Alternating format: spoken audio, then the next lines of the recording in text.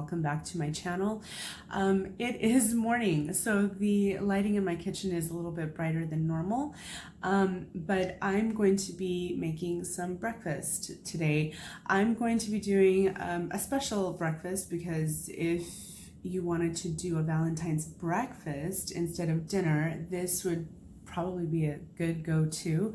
It's been a long time since I've had French toast, and I do prefer it to pancakes, and I do make really good French toast.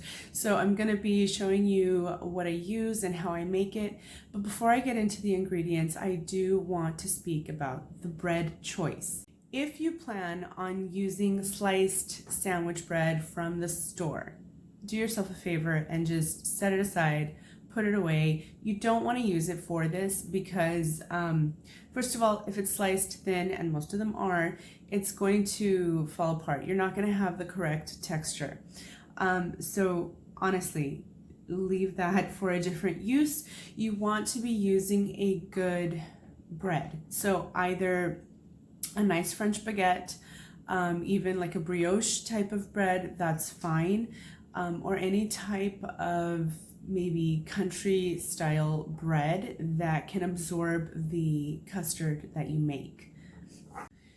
Doing this will ensure that you have a way better end result. So please, the sandwich bread, the sliced bread, put it aside for this. You don't want to do that. Okay, so I do have French baguette, and I will be using that for my egg base. I have a couple of eggs. I'm going to be using some milk. I'm using 2%. You can use whole milk, skim milk. I really don't use alternative milk for cooking, so I know dairy, but if you want to play around with other things like almond milk, go ahead. I can't guarantee you that you will have, again, the same results that I do. To that, I will be adding a pinch of ground nutmeg as well as some ground cinnamon. And I have one small orange. I'm going to be zesting it and also using the juice. And then I will be topping it with either some cranberry sauce that I have. It is homemade. And I have some really, really nice raspberries as well as some maple syrup. However, you can also do just classic powdered sugar. So to a bowl, I'm going to be adding my eggs.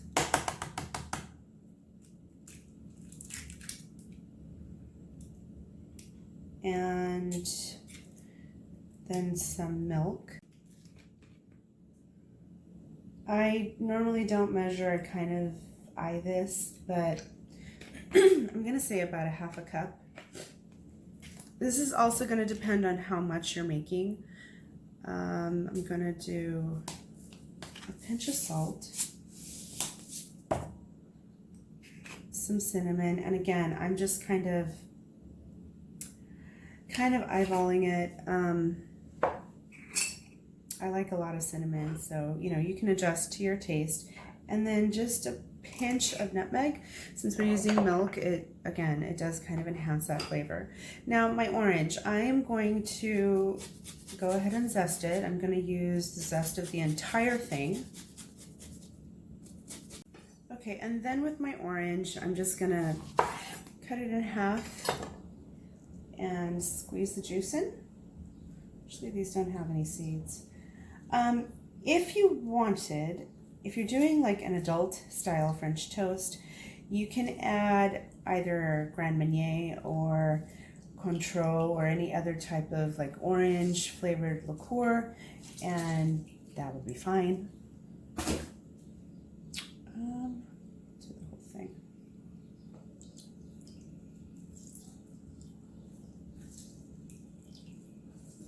And then just go ahead and mix this together.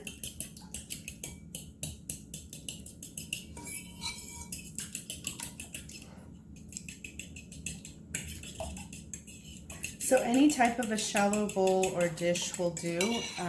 You want the sides to be a little bit high. This is not going to submerge the bread, but you know, so you'll be turning it.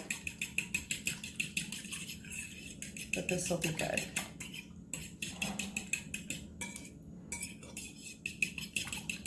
Now, I'm not going to use the edges because frankly, they're just a little too tough. And you don't want fresh bread. You don't want the same bread from that day. So if you have like day old or even a couple of days old, that's fine. And I'm going to slice this on a bit of a bias and, you know, maybe up to a couple of inches thick.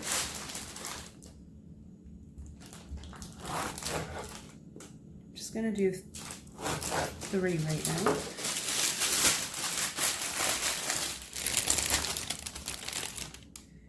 And then what you'll do, you're gonna let this sit in your egg mixture.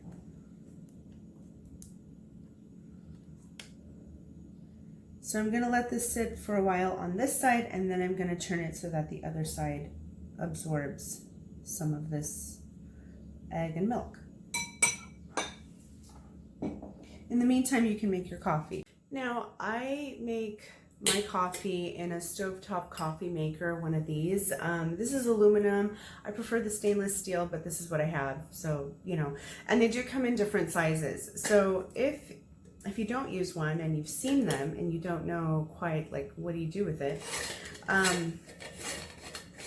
you unscrew and you're basically gonna fill it with water up to like a little nut or bolt in there, and then you're gonna put the coffee filter in, fill it with coffee. Don't pack it down. The more you do that, the stronger it'll be. So just kind of lightly put the coffee in.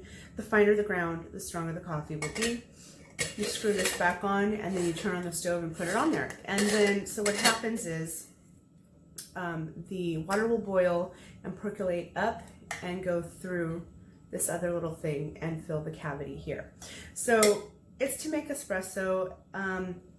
This is kind of big, so I'm just going to prepare half of this because, you know, I don't need that much coffee. Now, since I brought up coffee, I feel like I should talk about this. I wasn't going to, but I'm going to.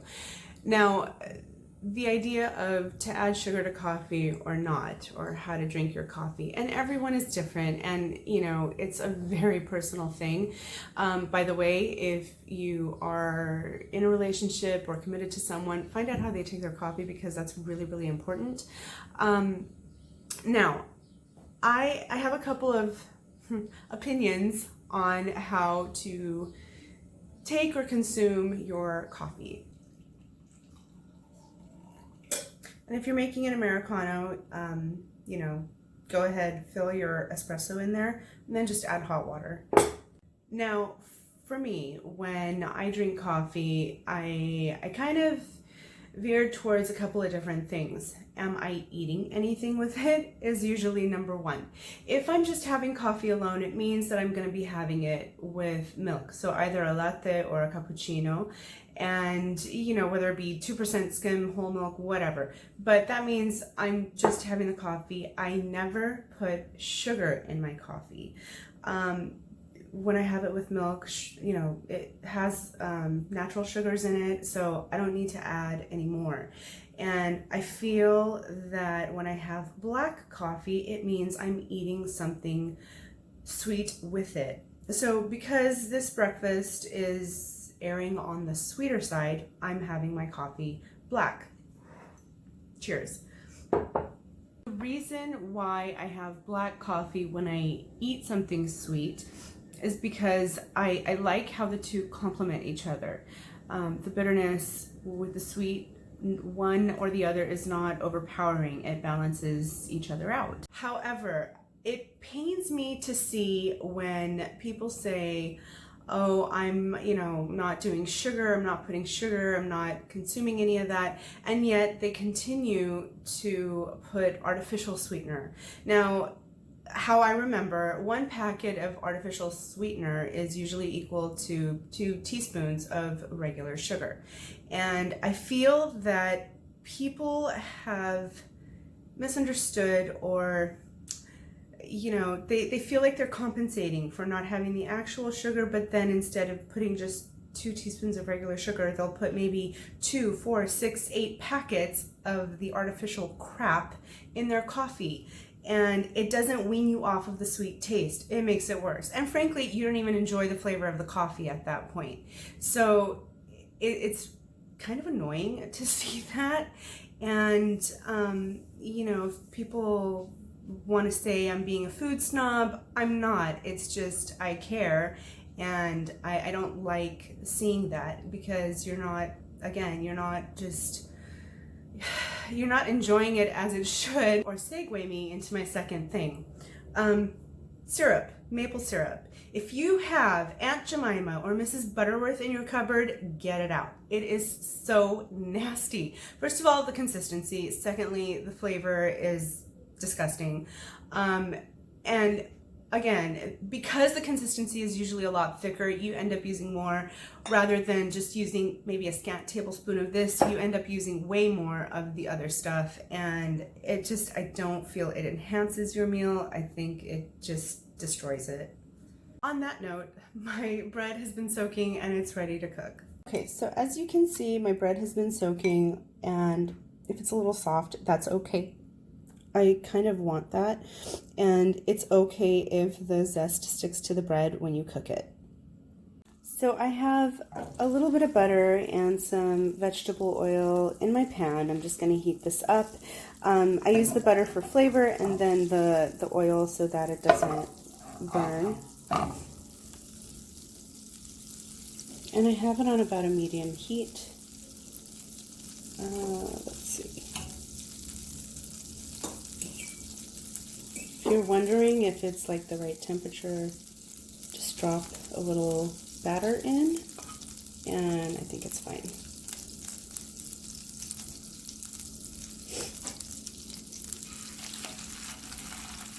You do want them to sizzle when they hit the pan. So if they don't really sizzle, maybe raise your heat, but just a little bit. You don't want to burn the outside by the time the insides get cooked.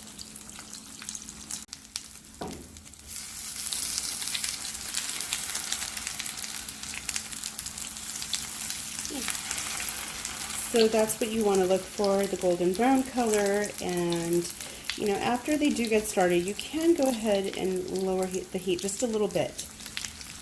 And then as they are finished, you do want to drain them on paper towels to get like that excess oil and butter off, and this will help them kind of get crisp.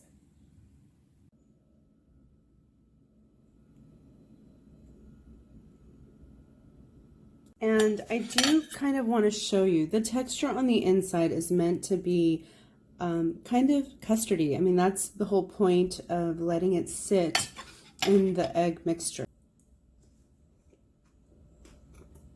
The other thing about this is that it is not too sweet.